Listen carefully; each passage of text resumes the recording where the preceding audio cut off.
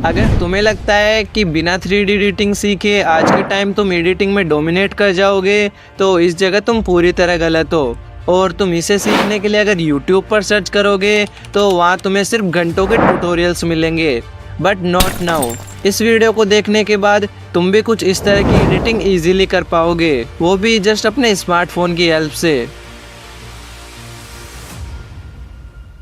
3D editing materials को collect करने से लेकर project setup and smooth camera movement तक सब अच्छे से कवर करूंगा। तो अगर आज से पहले तुमने कभी भी 3D वीडियो एडिटिंग नहीं करी है तो वीडियो एंड होने तक तुम इसमें मास्टर बन जाओगे। So let's begin into it. Start करते हैं 3D वीडियोस के लिए मटेरियल ढूंढने से, जिसके लिए गूगल पर लियोनार्डो एआई को ओपन कर लेना है। आप सेम का मोबाइल पर भी कर सकते हो। यहाँ आपको ये सेम सेटिंग रखना है एंड रेशियो को भी 1:1 ही रखना है। और यहाँ टाइप या प्रॉम्प्ट में आकर जैसा भी इमेज या ऑब्जेक्ट तुम्हें चाहिए उसको यहाँ टाइप कर देना है। देन सिंपल जनरेट पर क्लिक कर देना है, जिसके बाद ये थोड़ा टाइम लेगा एंड तुम्हारे लिए 4 हाइपर रियलिस्टिक इमेजेस जनरेट कर देगा। और अगर इनमें से कोई पसंद नहीं आए तो दोबारा से जनरेट कर सकते हो एंड जो भी इमेज पसंद आए उसे डाउनलोड कर लेना है।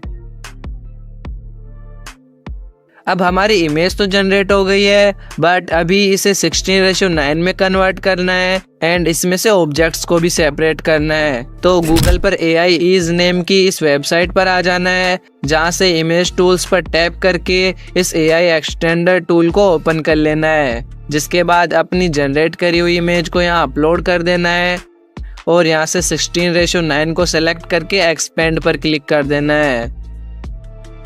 जिसके बाद ये इमेज को एकदम स्मार्टली एक्सपेंड कर देगा। बस यहाँ से डाउनलोड पर टैप करके डाउनलोड करंट इमेज को क्लिक करके इसे डाउनलोड कर लेना है। एक्सपेंड कर लेने के बाद अब बारी आती है इसमें से ऑब्जेक्ट्स को सेपरेट करने की, जिसके लिए AI के इमेज टूल्स में आकर इस बैकग्राउंड रिमूवर को चूज कर लेना है एंड एक्सपेंड करी हुई इमेज को यहाँ अपलोड कर देना है। एंड जब बैकग्राउंड रिमूव हो जाए तो डाउनलोड पर क्लिक करके डाउनलोड करंट इमेज पर से इसे डाउनलोड कर लेना है। इसके बाद यहाँ से बैक आकर इस ऑब्जेक्ट रिमूवर टूल को पिक करना है एंड अपनी एक्सपेंड करी हुई इमेज को यहाँ अपलोड कर देना है। और यहाँ से मैनुअल पर टैप करके यहाँ से अपने अकॉर्डिंग ब्रश के साइज को एडजस्ट कर लेना है एंड कुछ इस तरह से अपने ऑब्जेक्ट को पेंट कर लेना है। लाइक मैं स्टैचू को हटाना चाहता हूँ तो इसे मैं पेंट कर लेता हूँ। एंड देन सिंपल इस रिमूव पर क्लिक कर देना है, जिससे इमेज में से वो ऑब्जेक्ट रिमूव हो जाएगा एंड सिंपल इसे डाउनलोड कर लेना है। इसी तरह से तुम अपने अकॉर्डिंग 3D इमेजेस और ऑब्जेक्ट्स को कलेक्ट कर सकते हो। अब बारी आती है प्रोजेक्ट सेटअप करने की, जिसके लिए अलाइट मोशन को ओपन कर लेना है एंड इस प्लस पर टैप करके सेम सेटिंग पर एक न्यू प्रोजेक्ट को क्रिएट कर लेना है। देन इस वाले प्लस पर टैप करके मीडिया में से अपने बैकग्राउंड को ऐड कर लेना है। अब जितने भी एलिमेंट मैं इसमें यूज करूंगा वो सब आपको मेरे टेलीग्राम चैनल पर मिल जाएंगे, जिसका लिंक आपको डिस्क्रिप्शन में मिल जाएगा। बैक टू टॉपिक, बैकग्राउंड को ऐड करके इसके मूव एंड ट्रांसफॉर्म में आना है और यहाँ आपको ये जो Z एक्सिस दिख रहा है इसको यहाँ से इंक्रीज कर लेना है। लाइक मैं इसको 1000 कर लेता हूँ। बैकग्राउंड पीछे जाने की वजह से छोटा हो गया है तो नीचे से स्केल में आकर इसके साइज को वापस से बढ़ा लेना है। देन अगेन से इस प्लस पर टैप करके मीडिया में से अपने ऑब्जेक्ट को ऐड कर लेना है एंड इसके मूव एंड ट्रांसफॉर्म में आकर इसकी Z एक्सिस को बढ़ाकर ऑलमोस्ट बैकग्राउंड के जितना कर लेना है। बस थोड़ा सा कम रखना जिससे ऑब्जेक्ट बैकग्राउंड से आगे रहे। साथ ही स्केल में आकर इसकी साइज को हल्का सा इंक्रीज कर लेना है, जिससे इमेज का सेटअप तो कंप्लीट हो गया है, बट इसको एकदम क्लासिक बनाने के लिए इस प्लस पर टैप करके मीडिया में से इस टाइप के वीडियो क्लिप को ऐड कर लिया हूँ। एंड देन इसके मूव एंड ट्रांसफॉर्म में आकर इसकी Z एक्सिस को बैकग्राउंड की Z एक्सिस से 1 पॉइंट कम कर देना है और स्केल में आकर साइज को भी इंक्रीज कर लेना है। आफ्टर दिस इसके ब्लेंडिंग एंड ओपेसिटी में आकर लाइटन में से कलर डोज को सेलेक्ट कर देना है एंड इसके एक्स्ट्रा पार्ट को स्प्लिट करके बाकी के लेयर्स को भी कुछ इस तरह से बराबर कर लेना है। देन स्टार्टिंग में आकर प्लस पर टैप करके ऑब्जेक्ट/एलिमेंट में से कैमरा को ऐड कर लेना है, बट अभी ये ऑफ है तो फर्स्टली यहाँ पर क्लिक करके यहाँ से इसे ऑन कर लेना है। एंड अगर तुम्हें कैमरा की फंक्शनिंग को डिटेल में समझना है तो आई बटन पर क्लिक करके वीडियो को विजिट कर सकते हो। बैक टू टॉपिक, वापस से प्लस पर टैप करके ऑब्जेक्ट/एलिमेंट में से नल को ऐड कर लेना है और यहाँ से बैक आकर कैमरा की लेयर को सेलेक्ट करके ऊपर से इस आइकन पर टैप करना है और इसे यहाँ से नल से लिंक कर देना है एंड साथ ही नल की लेयर को भी एंड तक एक्सपेंड कर लेना है। इतना हो जाने के बाद नल को सेलेक्ट करके इसके मूव एंड ट्रांसफॉर्म में आना है एंड यहाँ से स्टार्टिंग में की फ्रेम को ऐड कर देना है और एक की फ्रेम टाइम पॉइंट 2 पर ऐड कर देना है एंड सेम ऐसे ही रोटेट में से भी एक की फ्रेम्स को ऐड कर देना है। देन ये जो स्टार्टिंग वाला की फ्रेम है इस पर रहते हुए मूव में आकर इसकी जेड एक्सिस की वैल्यू को इंक्रीज करते जाना है और एक्स एंड वाई एक्सिस की हेल्प से कैमरा को ऊपर की ओर कर लेना है like this and Z axis को थोड़ा और बढ़ा देना है।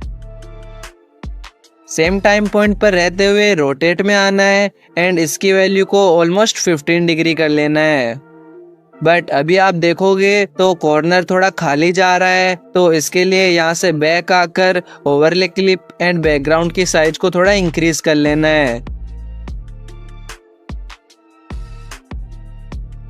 एक बार मैं चेक कर लेता हूँ। ओके, इसके बाद नल के सेकंड की फ्रेम से हल्का सा आगे आकर वापस से इसके मूव एंड ट्रांसफॉर्म से यहाँ एक और की फ्रेम को ऐड कर देना है एंड देन टाइमलाइन में ऑलमोस्ट 2 सेकंड दूर आकर एक्स एंड वाई एक्सिस को लेफ्ट में ड्रैग करना है एंड बैकग्राउंड के बॉर्डर को सेंटर में ले आना है लाइक दिस। अब यहाँ से हम हमारा सेकंड सीन सेटअप करेंगे, जिसके लिए वापस से इस प्लस पर क्लिक करके मीडिया में से मेरे पास एक पिलर की पीएनजी है जिसे मैं यहाँ ऐड कर लेता हूँ। अभी कैमरा का व्यू चेंज होने की वजह से पीएनजी शो नहीं हो रही है तो इसके लिए यहाँ से कैमरा को ऑफ कर लेना है एंड पीएनजी के मूव एंड ट्रांसफॉर्म की हेल्प से इसे कुछ इस तरह से साइड में ले आना है और कैमरा मोड को वापस से ऑन कर लेना है। साथ ही पीएनजी को सेंटर में कर लेना है। फिर स्केल में आकर इसकी साइज को भी बढ़ा लेना है, बट उससे पहले इसके मूव में आकर इसकी जेड एक्सिस को इंक्रीज कर देना है जिससे पीएनजी भी 3D पोजीशन में शिफ्ट हो जाएगी एंड स्केल की हेल्प से इसकी साइज को वापस से बढ़ा लेना है। इसके बाद नल लेयर के इस एंड वाले की फ्रेम पर आकर मूव एंड ट्रांसफॉर्म में से एक्स एंड वाई एक्सिस की हेल्प से पीएनजी के एकदम साइड में कर लेना है एंड देन जहाँ से कैमरा दूसरी साइड मूव कर रहा है यानी सेकंड लास्ट की फ्रेम पर आकर पीएनजी की लेयर को आगे की ओर एक्सपेंड कर लेना है। अब वापस से लास्ट वाले की फ्रेम पर आकर इस प्लस पर टैप करना है एंड मीडिया में से मैं एक क्लाउड की वीडियो क्लिप को यहाँ ऐड कर लेता हूँ और इसे भी पिछली बार की तरह कैमरा ऑफ करके साइड में ले आता हूँ। फिलहाल इसको सही से सेट करने के लिए नल के मूव एंड ट्रांसफॉर्म में आकर इसको थोड़ा साइड कर लेता हूँ ताकि सारी लेयर्स को हम सही से सेट कर सके। देन क्लाउड वाली लेयर के मूव एंड ट्रांसफॉर्म में आकर स्केल की हेल्प से इसकी साइज को इंक्रीज कर लेना है एंड मूव में आकर इसकी जेड एक्सिस की वैल्यू को 900 से ऊपर कर लेना है ताकि क्लाउड वाली लेयर और फर्स्ट सीन का बैकग्राउंड पास में रहे एंड पिलर के नीचे रहे। साथ ही स्केल में आकर इसकी साइज को इंक्रीज कर लेना है जिससे कि पीएनजी और क्लाउड वाले क्लिप में स्पेस ना दिखे। इसके बाद नल के लास्ट की फ्रेम पर आकर इसके मूव एंड ट्रांसफॉर्म में से इसको पूरा साइड कर देना है लाइक दिस एंड जहाँ से पिलर वाली पीएनजी स्टार्ट हो रही है वहां पर आकर इसको सेलेक्ट करके इस ऑप्शन पर टैप कर देना है। बट अभी भी इसमें कुछ दिक्कत दिखाई पड़ रही है तो पिलर वाली पीएनजी के मूव एंड ट्रांसफॉर्म में आकर इसकी जेड एक्सिस को इतना इंक्रीज कर लेना है कि ये सारी लेयर्स के ऊपर रहे एंड हल्का सा साइज को भी बढ़ा लेना है। ऑलराइट, इतना कर लेने के बाद इस प्लस पर क्लिक करके मीडिया में से मैं इस टाइप की एक पीएनजी को ऐड कर लेता हूँ और पिछली बार की तरह इसको भी कैमरा ऑफ करके मूव एंड ट्रांसफॉर्म की हेल्प से साइड में कर लेता हूँ एंड वापस से कैमरा को ऑन करके इसे अच्छे से सेट कर लेना है लाइक दिस। एंड देन वापस से प्लस पर टैप करके मीडिया में से एक और इस टाइप की पीएनजी को ऐड करके सेम तरीके से साइड में कर लेता हूँ। इसके बाद बिल्डिंग वाली पीएनजी को सेलेक्ट करके इसके मूव एंड ट्रांसफॉर्म में से जेड एक्सिस को बढ़ाकर 580 कर दिया हूँ एंड स्केल में आकर इसकी साइज को वापस से बढ़ा लेता हूँ।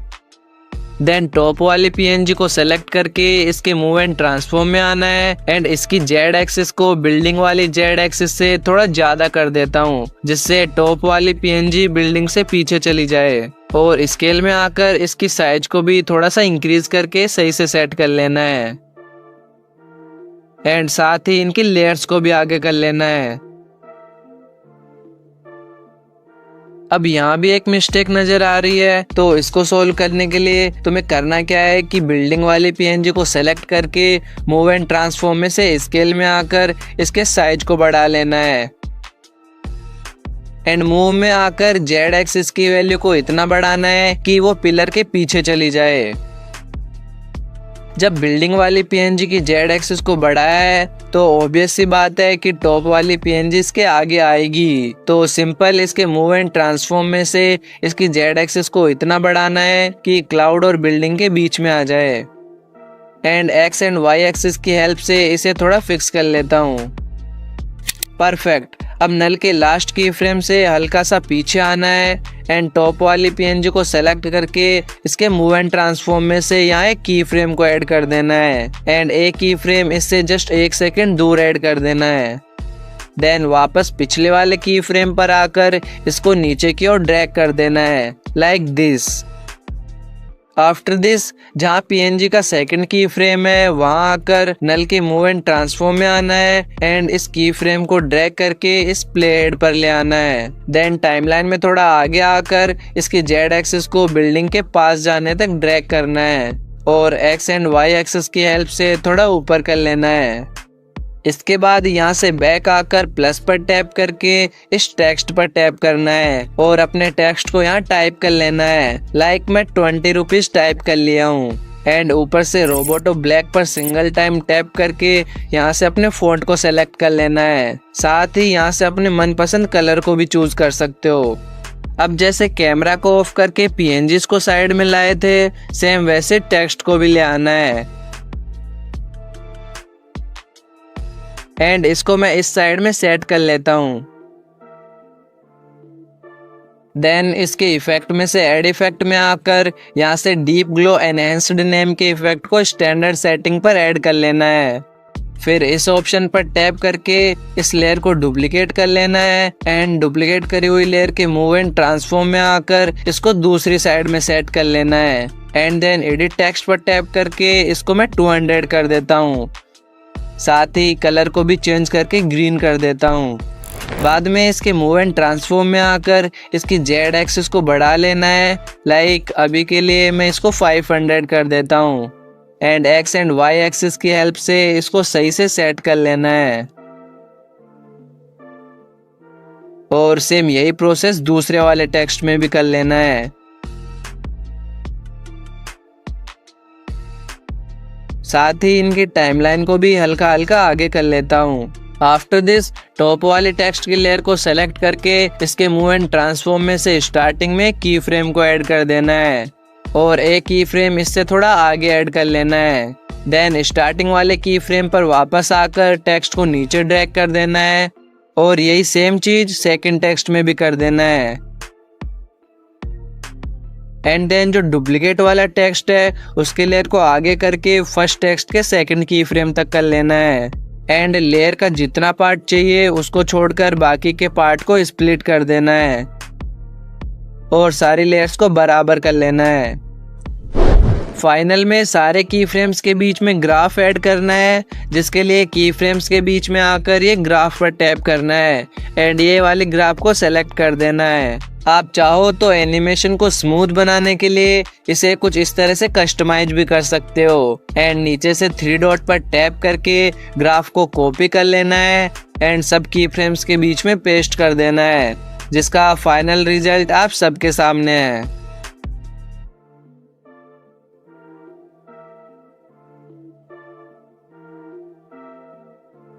अब अगर तुम्हें इस प्रोजेक्ट का XML चाहिए तो उसके लिए तुम टेलीग्राम चैनल चेक कर सकते हो। एंड अगर वीडियो पसंद आया हो तो लाइक करके मुझे मोटिवेट कर सकते हो।